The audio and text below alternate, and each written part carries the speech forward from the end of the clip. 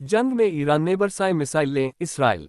नई Delhi. Israel straight के हमले के जवाब में शुक्रवार रात ईरान ने अपन जवाबी ऑपरेशन लॉन्च किया। इस्राइल में तेल अवीव, यरूशलेम में 16 जगह पर कई बैलिस्टिक मिसाइलें गुया। वहीं इमार ने कनी तरफ से नागरिक इलाकों को निशाना बनाया गया। एयर डिफेंस सिस्टम ने कई मिसाइल ड्रोन को नष्ट कर दिया।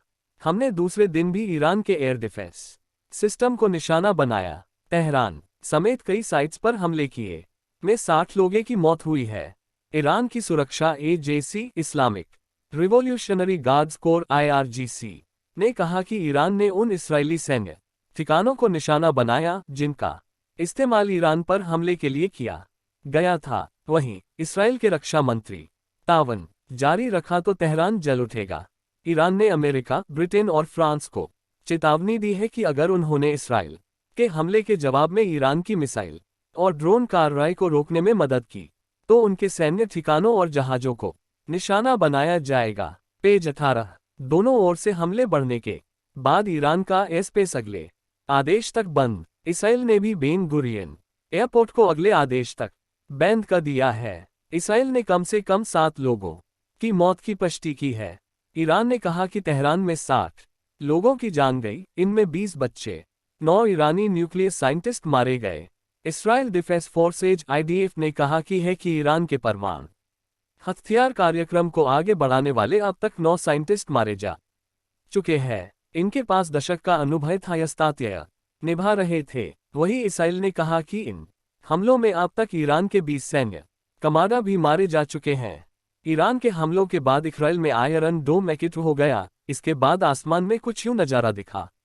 स्को के बयान से भारत अलग, जंग बढ़ी तो हम पर क्या असर, एक्सपोर्ट घटेगा। भारत इसराइल को मुख्य रूप से रिफाइंड पेट्रोलियम प्रोडक्ट्स। भारत ने शनिवार को शंघाई सहयोग संगठन स्को की ओर से खतरे को अलग कर लिया और साफ किया कि उसने उन चर्चाओं भाग नहीं लिया जिसकी वजह कोराओं, कपड़ों और भीड़ का से ग्रुप का बयान सामने आया है। विदेश मंत्रालय ने कहा कि हम आप करते हैं कि बातचीत और कूटनीति से तनाव कम करने की केमिकल्स के अलावा इंजीनियरिंग गुड्स और मशीनरी जेम्स एंड निर्यात भी होता है। इस पर असर हो सकता है, महंगा हो सकता है तेल। भारत ईरान से कद नोट नहीं करता, लेकिन होरमुज की खाड़ी से करीब 2 करोड़ बैरल प्रतिदिन क्रूड की आवाजाही होती है। अगर यह बंद हुआ तो सऊदी अरब, कुवैत, इराक और UAE की तेल सप्लाई असर पड़ेगा और कीमती में बड़ा उछल आ सकता है। महंगाई होगी तेज। भारत अपनी जरूरत का करीब 85% तेल आयात तल की कीमत इक्वल्स वर्फ डेफिनेशन पर पड़ सकता है। खाने की चीजों पर असर हो सकता है। जंग बढ़ी तो डॉलर की डिमांड बढ़ेगी और इससे रुपया दबाव में आएगा। दिशा में काम किया जाए। इसराइल में यहां संपर्क करें 972547520711 972543278392। ईरान में यहां मिलेगी मदद 989128109115 989128109109। इसराइल में इमारतों को नुकसान, उड़ानों पर असर। ईरान और आसपास के एयरस्पेस के बंद होने से दिल्ली एयरपोर्ट से जाने इंडिया और एडवाइजरी जारी की। यात्रा में देरी भी हो सकती है।